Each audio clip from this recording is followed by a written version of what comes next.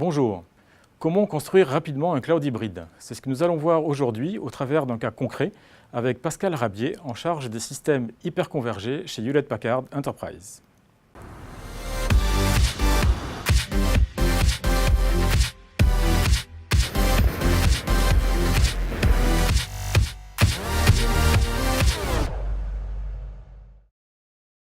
Bonjour Pascal. Bonjour Pascal, merci de me recevoir.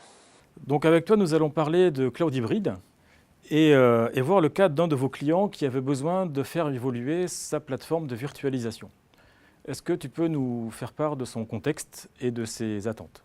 Oui, bien sûr, en fait c'était un client existant, Microsoft, qui utilisait déjà la virtualisation sur Hyper-V, et HPE, qui utilisait pour se faire des serveurs ProLiant. Et donc ce client a une problématique qui lui est propre, c'est qu'il a des équipes de développeurs qui développent ses produits, les produits qu'il distribue lui-même. Et ces équipes de développeurs sont réparties sur 3 sites. Donc il lui fallait trouver une infrastructure pour remplacer son infrastructure en place qui était vieillissante.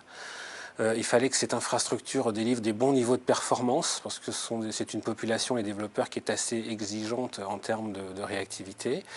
Il fallait une solution qui soit très évolutive, à la fois sur site, puisque le contexte de performance impose d'avoir un minimum de ressources sur site, notamment pour les temps d'accès réseau, et également dans le cloud public, puisque par moment, il y a des tests grandeur nature à faire exécuter, et que ce n'est pas utile de dimensionner l'infrastructure sur site juste pour des pics de charge.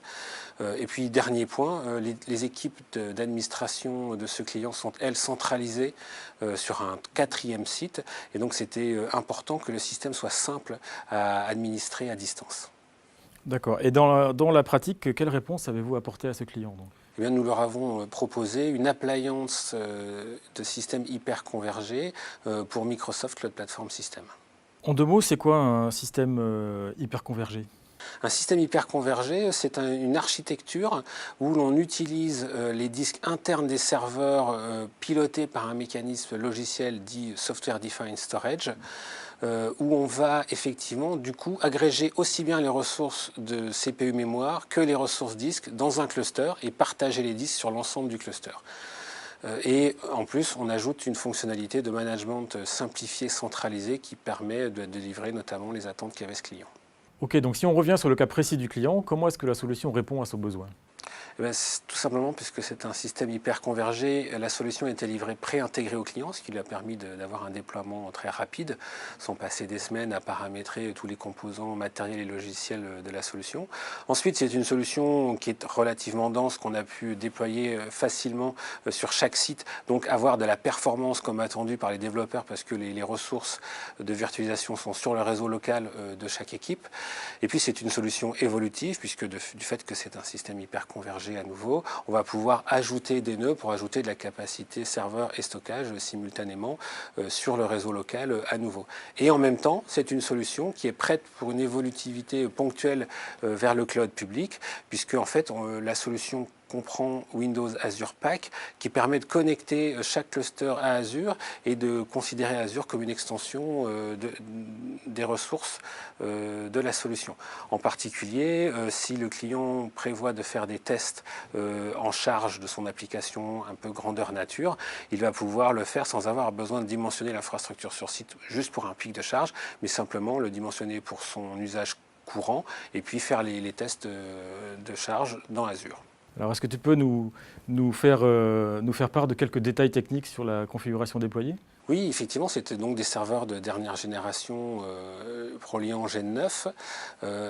Et donc, chaque site a été équipé de 4 nœuds hyper convergés, donc fortement chargés en mémoire, nombre de cœurs et capacité disque, afin de délivrer la performance dont les développeurs avaient besoin, en particulier en termes de mémoire, puisque c'est un des points sensibles dans la virtualisation.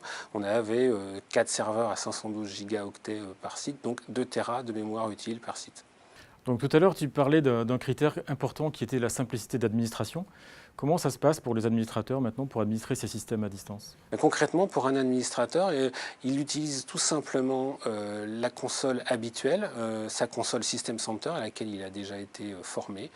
Elle est juste enrichie par des plugins d'origine HPE pour permettre de piloter plus finement le matériel de mieux comprendre par exemple dans SCOM les événements d'origine matérielle, mieux gérer dans SCCM le déploiement d'updates, par exemple driver et firmware pour le matériel, et puis dans SCVMM la gestion des VM et de leurs ressources stockage qui sont pilotées depuis ce composant de System Center.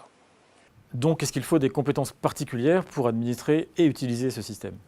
Du fait qu'on utilise les outils habituels, à la fois en termes d'administration au niveau logiciel, donc System Center, ils n'ont pas eu besoin de formation supplémentaire sur ce point-là. Ça a juste été un rapide transfert de connaissances à la fin de l'installation pour leur montrer les petits paramètres supplémentaires qu'ils pouvaient superviser au travers des plugins HPE. Et puis pour les développeurs, ça a même été encore plus simple qu'auparavant, puisque dans Azure Pack, il y a un portail multitenant qui permet aux utilisateurs de déclencher eux-mêmes la création des VM dont ils ont besoin à travers d'une interface à la mode Azure. Donc pour les développeurs utilisateurs finaux, c'était vraiment tout bénéfice en termes de simplicité d'administration. Alors justement, les développeurs, en général, ils ne se préoccupent pas trop de la continuité de service, mais les administrateurs, souvent, c'est un vrai sujet pour eux. Donc comment c'est pris en compte dans le système? Oui, parce qu'effectivement, les responsables des équipes développement n'ont pas spécialement envie, on peut les comprendre, de mettre un budget spécifique dans la continuité de service. Par contre, si le système venait à s'arrêter, ça va déclencher une forte baisse naturellement de productivité dans les équipes de développement, donc ce n'est pas vraiment acceptable non plus. Et donc justement, comment on adresse ce point, c'est-à-dire qu'avec la propriété des systèmes hyperconvergés, on a des ressources qui sont réparties, serveurs, stockage, entre les différents nœuds du cluster, et donc si on perd un nœud, on a une continuité d'accès sur l'ensemble de la solution, en particulier continuité d'accès aux données. On a donc vu que cette appliance répondait parfaitement aux besoins du client en termes de performance, de simplicité et d'évolutivité. Maintenant, qu'en est-il au niveau économique? Eh bien, au niveau économique, le client y a également trouvé son compte, puisqu'en fait, du fait qu'il a acquis une solution hyper convergée qui contient à la fois serveur et stockage, il n'a pas eu à remplacer, à renouveler ses baies de stockage existantes qui arrivaient en fin de vie. Donc il a de fait fait un gain de coût d'acquisition. Par ailleurs, il a également simplifié l'administration quotidienne et allégé les charges de son équipe d'administrateurs qui peuvent se consacrer à d'autres choses et qui sont donc avec des coûts d'administration quotidienne moins élevés. Dernière question, on sait que Microsoft prépare une évolution de ses systèmes de cloud privé avec Azure Stack. Est-ce que cette évolution est prévue dans cette architecture hyper convergée? Effectivement, c'était également un des enjeux de ce client, c'est-à-dire être prêt pour l'avenir, non seulement en termes d'évolutivité, de performance, mais également en termes d'évolutivité au niveau des versions logicielles. Dans la solution actuelle, il y a Windows Azure Pack qu'on ne pourra pas upgrader directement vers Azure Stack, puisque Azure Stack va introduire pas mal de changements.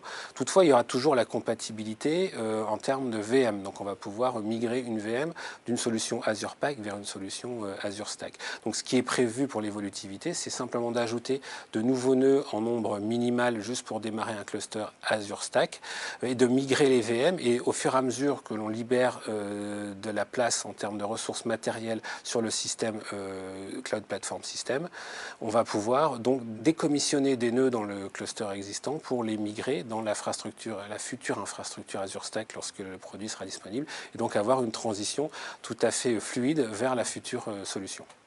Merci Pascal. Merci Pascal de m'avoir proposé de venir présenter les solutions HPE et Microsoft.